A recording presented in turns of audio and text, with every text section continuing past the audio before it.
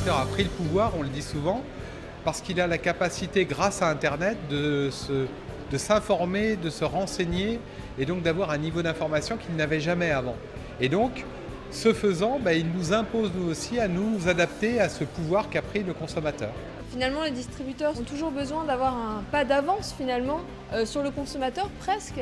Et donc je pense que la recherche peut aussi apporter des solutions, en tout cas des pistes de réflexion pour essayer de repenser la distribution. Et donc cet ouvrage a pour vocation non pas à clore quelque chose, mais vraiment à entamer un dialogue avec les distributeurs pour que nous, on puisse valoriser nos résultats auprès des professionnels, avoir leur accueil, avoir le feedback, et à l'inverse, que les professionnels viennent vers nous aussi avec des problématiques auxquelles ni les consultants plus opérationnels et sur plus du court terme ne peuvent répondre, et ni leurs services internes parce qu'ils n'en ont pas le temps. C'est peut-être le bon moment pour cet ouvrage de voir le jour. En tout cas, la présence des professionnels aujourd'hui nous indique qu'ils ont la curiosité et qu'ils sont peut-être contents d'être venus partager avec nous leurs moments de doute et leurs moments de prospective.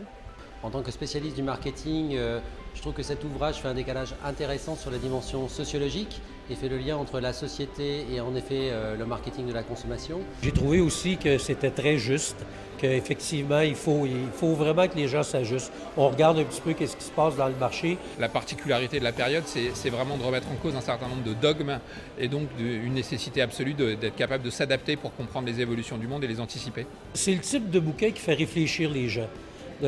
Comme Isabelle l'a bien expliqué, c'est pas fait pour donner toutes les réponses, mais c'est peut-être fait pour diriger dans certaines directions. Mais surtout, je crois que pour faire ouvrir les yeux, puis s'apercevoir qu'il y a peut-être des choses qu'on doit être plus attentif. Et puis j'ai beaucoup apprécié le style et le ton de cette présentation où on a vraiment vu une équipe fonctionner autour d'Isabelle, l'ensemble des chercheurs, ce qui est plutôt rare dans le domaine de la recherche académique. Penser différemment, avoir une approche plus humaine, plus centrée sur les habitants, sur les collaborateurs, sur l'ensemble des façons de penser des personnes pour construire ensemble quelque chose qui soit particulièrement puissant. Donc penser différemment et agir ensemble.